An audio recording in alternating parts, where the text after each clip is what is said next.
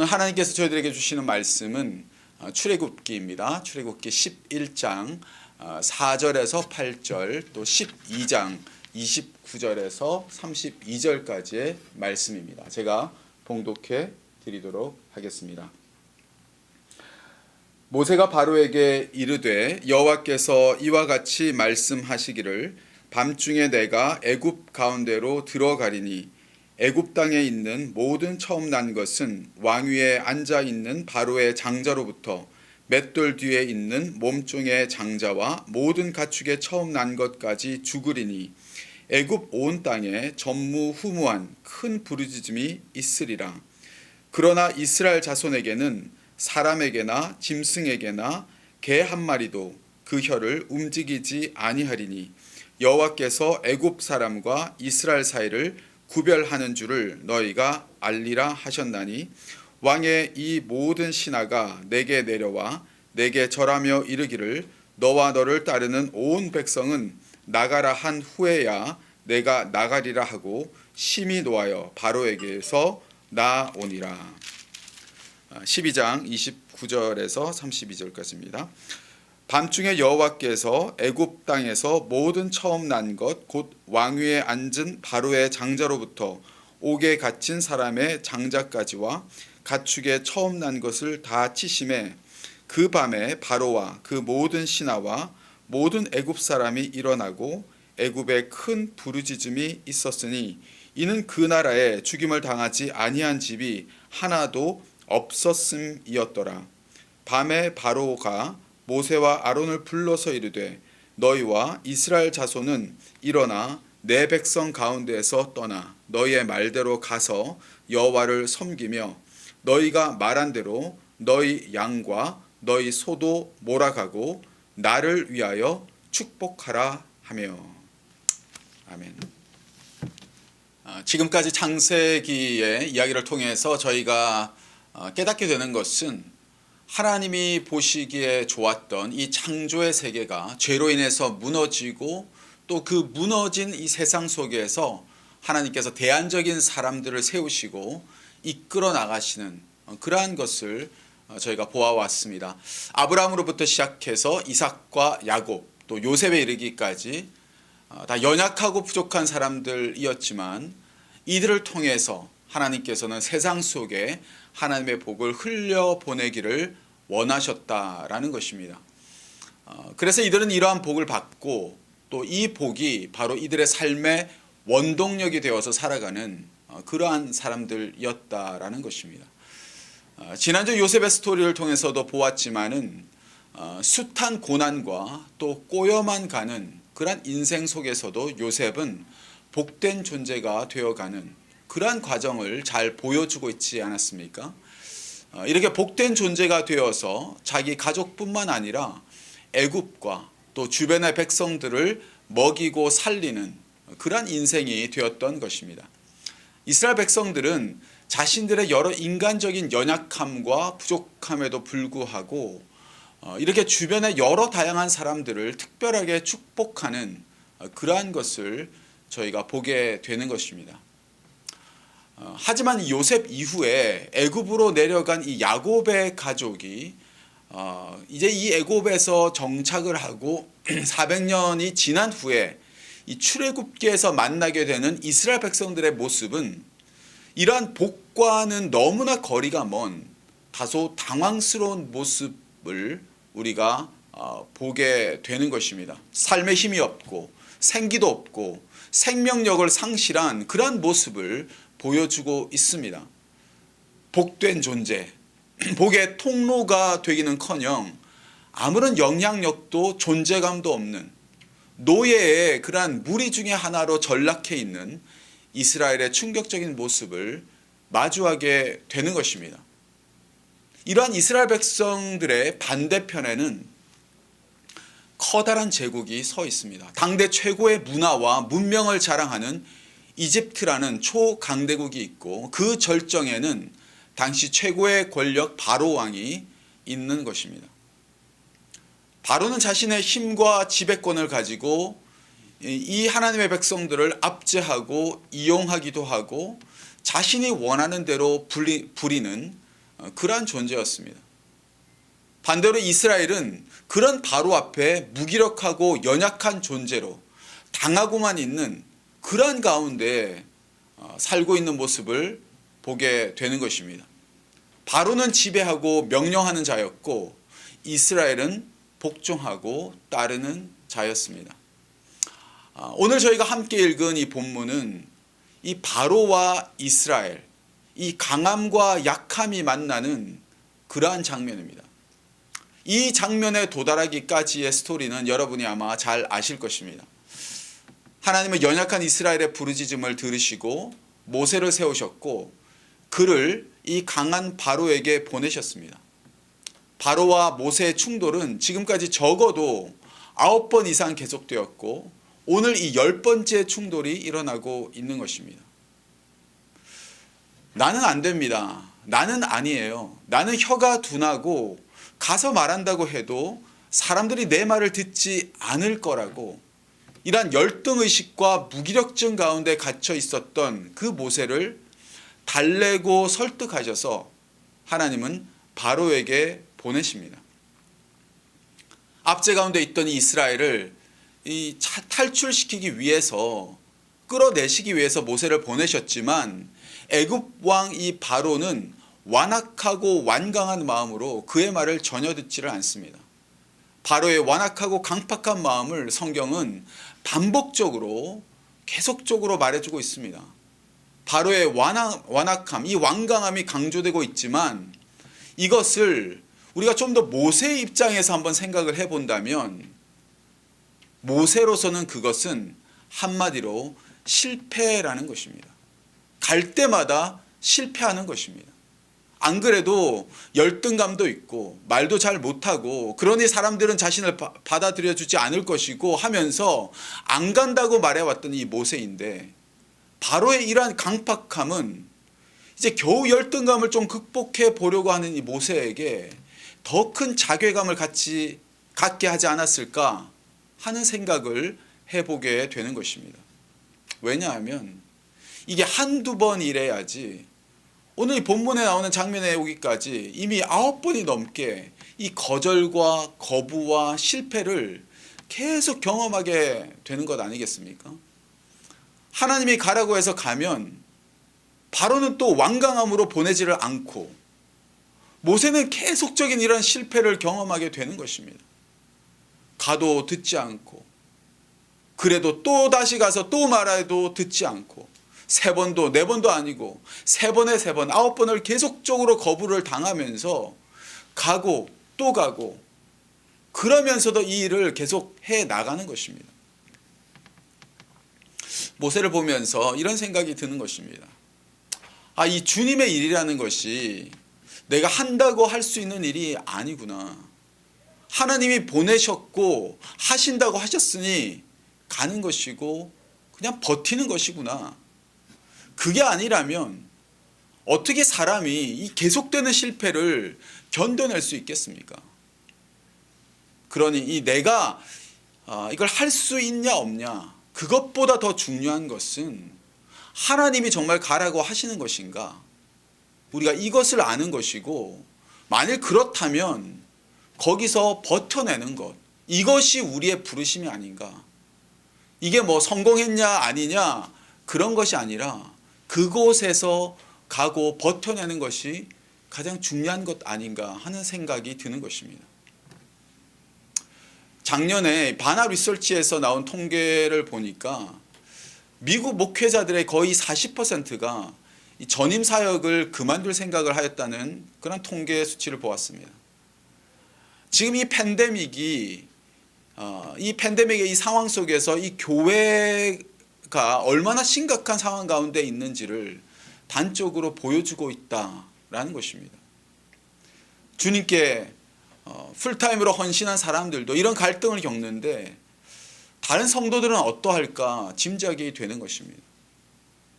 오늘날 우리에게 참 더더욱 요구되어지는 것은 이 모세와 같은 이러한 버텨냄이 아닌가라는 생각을 하게 되는 것입니다. 그렇게 10번째로 바로에게 나아간 이 모세가 바로에게 하는 말을 여러분 한번 주목해서 보시기 바랍니다. 여호와께서 이같이 말씀하시기를 밤중에 내가 애굽 가운데로 들어가리니, 하나님이 이제 애굽 속으로 이 아무런 변화도 없고 바위에 계란치기 같은 바로의 그 강팍함이 전혀 꺾일 기세가 보이지 않는 그 속으로 이제 하나님이 들어가신다. 그것을 지금 말씀하고 있는 것입니다. 그것도 한밤중에 들어가십니다. 자정, 이 어둠의 시간은 아무도 사람들이 모를 때, 우리가 전혀 짐작하지 못할 때, 우리가 의식하지 못할 그때를 말하는 것입니다. 이 어둠, 이 자정에 하나님의 역사가 진행되는 것입니다. 모두가 잠을 자고 있는 동안에, 아무것도 보이지 않는 동안에, 빛이 보이지 않는 바로 그 시간에 하나님이 일하신다는 것입니다. 모세가 바로에게 말한 대로 여호와께서 들어가셔서 애굽의 모든 처음 난 것을 치셨습니다. 이집트 왕 바로의 장자로부터 그 신하들, 또 모든 애굽 사람들의 장자를 치신 것입니다. 콧대 높고 거만한 이 제국의 모든 사랑하는 자를 무너뜨리게 되자 어마어마한 이 슬픔의 소리가 집집마다 들리게 되는 것입니다. 그 울음소리가 이스라엘 백성들이 바로의 압제 가운데 부르짖던 그 소리보다도 훨씬 더 큰 그러한 울음소리, 애통의 소리였다는 것입니다. 이집트에서 아마 그 이전에도 그 이후에도 한 번도 들어보지 못한 이 어마어마한 이 곡소리가 집집마다 터지기 시작한 것입니다. 바로 그날 밤에 이 밤중에 일어난 이 사건으로 말미암아 바로는 비로소 깨닫게 된 것입니다. 자신이 막을 수 없는 힘이 있다. 자신이 가지고 있다고 생각한 이 제국의 힘보다 훨씬 더 거대한 힘이 있음을 바로가 절실히 깨닫게 된 것입니다. 제국 안에서 이 학대받고 힘없는 노예들을 보호하고 있는, 자신이 상대조차 할 수 없는 이 거대하고 놀라운 힘이 있음을 바로가 깨닫게 된 것이죠. 그러면서 자신이 지금까지 절대로 고수해왔던 자신의 그 생각을 바꾸게 되는 것입니다. 제국의 이 정책을 바꾸는 것이죠. 이 히브리 노예, 엄청난 노동력으로 자신의 제국을 확장하게 해주었던 이 노예들을 떠나 보내라 라고 명령을 내리게 되는 것입니다. 일어나라, 가라. 너의 말대로 여호와를 섬기고 너의 양과 소 다 데리고 가라. 가되 빨리 속히 나가라. 지금까지 자신이 이용하던 이 어마어마한 가치의 노동력을 제공해 주었던 이 노예들이 이제는 이 유익이 아니라 어마어마한 위협으로 다가옴을 느끼게 되는 것입니다. 그래서 하루빨리 이들을 내보내고 싶었던 것입니다. 이들을 내 목적을 위해서 붙들고 있는 것이 얼마나 부질없는 짓이고 진작에 내보내줄 걸, 그럼 내 사랑하는 자들을 잃지는 않았을 것 아닌가 하는 어마어마한 후회도 있었을 것입니다. 바로 이 자정, 밤중에 바로는 뼈저린 그러한 깨달음 끝에 두 손 두 발 다 들고 자신의 잘못된 그러한 정책을 인정하면서 명령을 내리게 된 것입니다. 그리고 나서 오늘 저희가 좀 함께 주목해서 보기를 원하는 이 말씀이 나오는데요. 그것은 바로 이 바로가 한 이 한마디였습니다. 12장 32절 맨 뒷부분 보시면 이런 말씀이 나옵니다. 나를 위하여 축복하라. 너희가 말한 대로 양과 소 다 데리고 나가고 나를 위하여 축복하라. 지금 당대 최고의 권력이 자신이 부리고 압제하던 힘없는 백성에게 나를 위해 축복해다오 라고 말하고 있는 것입니다. 사랑하는 자식이 죽어가는 그 처절함과 이 고통스러움 가운데 이 복의 힘이 내게 있는 것이 아니라 이 복이 나도 필요한 존재이구나, 이것을 깨닫게 된 것이죠. 내게도 축복을 빌어달라. 강자가 약자에게 복을 빌고 있는 것입니다.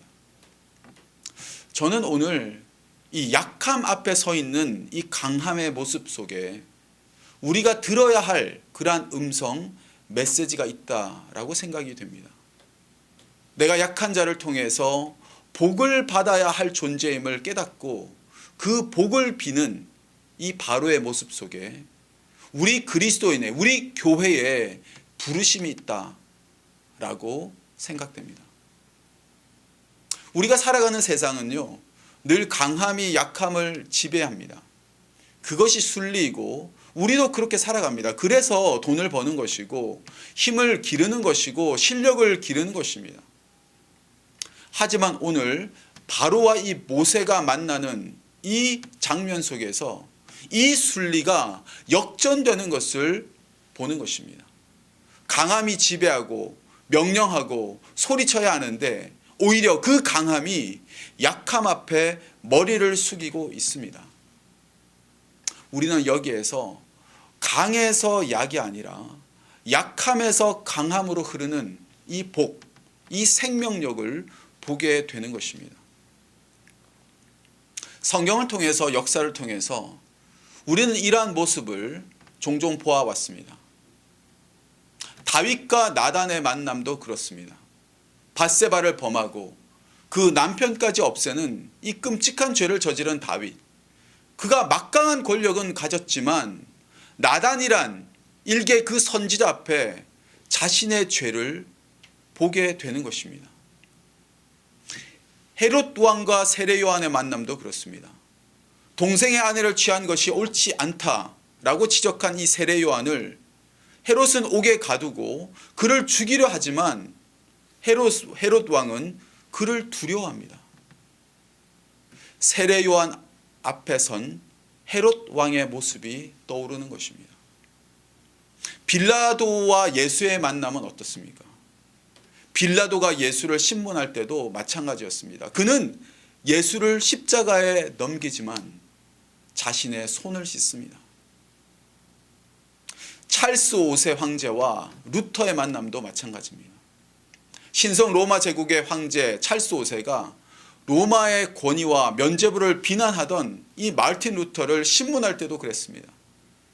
찰스 5세 이 황제 앞에 루터는 자신의 양심의 소리를 거부할 수 없다라고 외칩니다.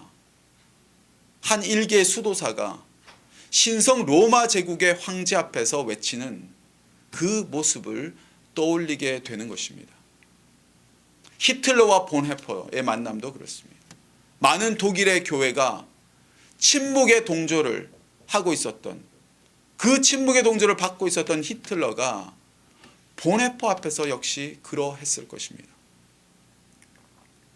나단, 세례 요한, 예수, 마르틴 루터, 본헤퍼는 모두 약자로서 강자 앞에 서 있었습니다. 세례 요한은 목배임을 당했죠. 예수는 십자가에서 처형을 당했고 마르틴 루터는 파문을 당했습니다. 본헤퍼는 감옥에서 사형을 당했습니다.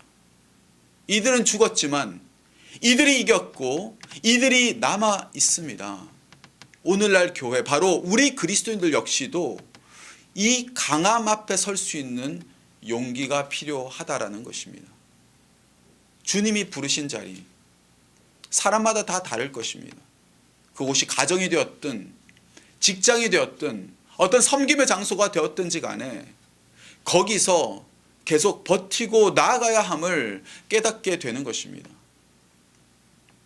자신을 볼 때 약하고 열등감도 있고 자신감도 없지만은 계속 바로에게 나아가는 것입니다. 자정, 바로 온 세상이 캄캄하다고 여겨지는 이 어둠 속에서 하나님이 일하시기 때문입니다. 하나님은 역사 속에 늘 그렇게 일해 오셨습니다. 비록 오늘날 교회가 약하고 무력해 보일지라도, 우리가 믿는 자로서 너무 나약하고 형편없이 보일지라도 하나님이 우리를 택하셨고 하나님의 축복이 흘러가야 할 그런 통로로 교회를, 또 바로 여러분과 저를 삼아 주셨기에 저희들 역시도 하나님이 보내시는 그 바로 앞에, 그 강함 앞에 계속 나아간다면 이 복의 역전, 약함에서 강함으로 복이 흘러가는 그러한 역사가 있게 될 줄로 믿습니다.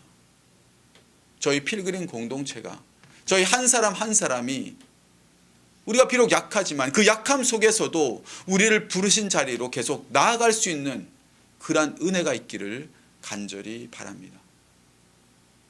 또 오늘 이 바로와 이 모세의 만남 속에 생각하게 되는 것은 바로와 같은 나의 모습입니다. 우리 모두에게는 바로가 있습니다. 강자의 모습이 있는 것입니다. 부모는 자식 앞에 바로가 되고, 가게 주인은 종업원에게 바로가 되고, 사장은 직원들에게 바로가 됩니다. 목회자나 또 교회 리더십도 마찬가지일 것입니다. 사람은 자신이 가진 힘이나 기득권을 잘 인지하지 못하고 살아갈 때가 참 많이 있습니다. 오늘 바로는 약한 자에게 복을 빌고 있습니다. 약한 자가 나를 축복하는 존재임을 깨닫게 된 것입니다. 오래전에 한 젊은 부부를 신방한 적이 있습니다. 자녀를 돌봐야 하는 문제로 교회를 잘 출석하지 못하고 있을 때였습니다. 이 부부는 어린 자녀가 있었는데요. 발달 장애와 또 여러 건강의 문제를 안고 있어서 늘 곁에서 아이를 돌봐줘야 됐고 병원도 자주 다녀야 했습니다. 부부와 대화를 나누는데 이 아이 때문에 얼마나 많은 것을 배우고 깨닫게 되었는지를 알게 되었다라는 것입니다. 이 아이로 인해서 참된 주님의 사랑이 무엇인지를 깨닫게 되었고, 또 이 아이가 정말 우리 가정의 축복임을 나누는 것이었습니다. 축복의 힘이 내 안에 있지 아니하고 이 연약한 아이 속에, 그 약함 속에 하나님의 어마어마한 축복이 흐르고 있음을 깨닫게 되는 것입니다. 그래서 내가 이들에게 무언가를 주는 것이 아니라 이들로부터 오히려 복을 받아야 할 자임을 깨닫게 되는 것입니다. 오늘 바로가 모세에게 나를 위하여 축복해달라는 말은 이 복이라는 것이 전혀 예상치 않은 곳에 있음을 우리에게 말씀해주고 있는 것입니다. 생각지 못한 곳에서 복이 나올 것이라고는 전혀 상상하지 못했던 바로 그곳에서 복이 있다, 복이 있음을 우리에게 말씀해 주는 것입니다. 내가 소리치고 괴롭히고 미워했던 자들로부터 복을 받아내야 하는 것입니다. 바울은 십자가의 도를 말하면서 고린도 교회에 이런 말을 합니다. 그러나 하나님께서는 세상에 미련한 것들을 택하사 지혜 있는 자들을 부끄럽게 하려 하시고, 세상에 약한 것들을 택하사 강한 것들을 부끄럽게 하려 하시며, 하나님께서 세상에 천한 것들과 멸시받는 것들과 없는 것들을 택하사 있는 것들을 폐하려 하시나니. 사랑하는 성도 여러분, 우리 모두는 내가 약한 자임과 동시에 강한 자로 살아가고 있습니다. 아마 그 강함은 상대적 강함일 것입니다. 좀 약하고 내가 좋아야 되고 작고, 그래서 때로는 무시하기도 쉽고, 바로 그러한 사람이 내가 복을 구해야 할 자임을 우리가 한번 기억할 수 있기를 바랍니다. 가장 약하고 또 가장 어리석게 보이는 그 십자가를 통해서 온 인류를 구원한 이 역설이 우리의 삶 가운데도 계속 발견되어질 수 있기를 바랍니다. 그것이 내게 선물이고 나를 축복하는 것임을 깨닫고 그렇게 살아갈 수 있는 저와 여러분의 삶 되시기를 주님의 이름으로 축원드립니다. 시간 함께 기도하겠습니다. 부족하고 연약한 자이지만 택하여 주시고 불러주신 그 주님을 이 시간 바라보기 원합니다. 주님의 부르심을 붙들지 않고 내 힘과 내 능력으로는 감당할 수 없사오니 주님이 보내시는 곳에 갈 수 있는 힘과 용기를 주시고 또 잘 버텨나갈 수 있는 은혜를 주옵소서. 함께 기도하겠습니다.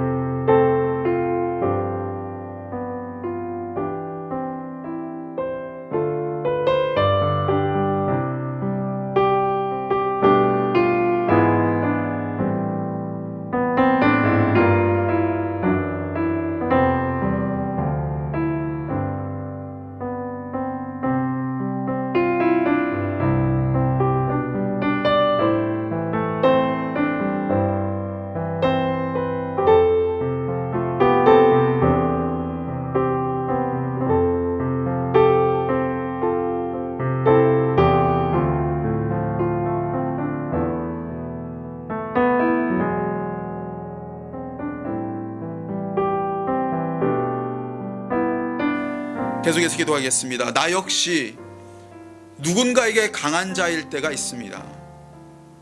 작은 자, 약함에 있는 자를 볼 수 있는 눈을 주시고 그들이 내게 선물이요 축복임을 깨닫게 하여 주옵소서.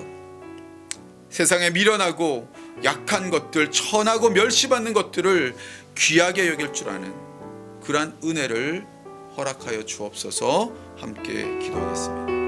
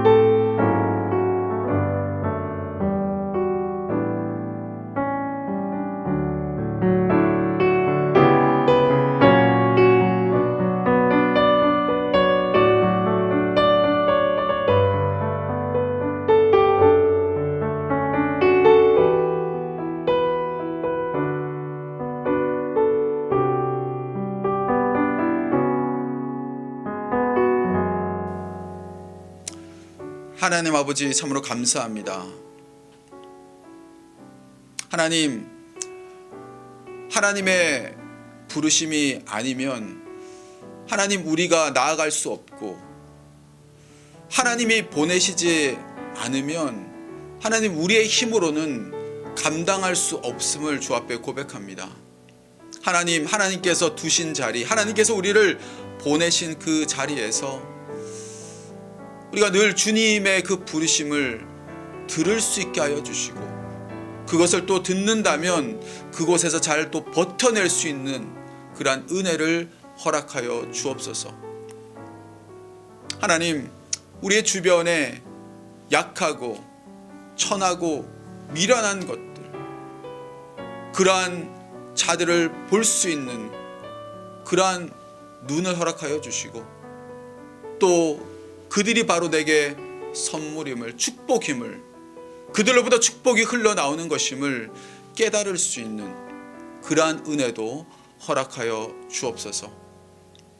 삶의 여러 가지 어렵고 힘든 고통 가운데 지나가고 있는 성도님들을 주님 기억하여 주시고, 위로하여 주시고, 힘 주시고, 하나님의 자비와 긍휼로 함께하여 주옵소서. 감사드립니다. 우리 주 예수 그리스도의 이름으로 기도하옵나이다.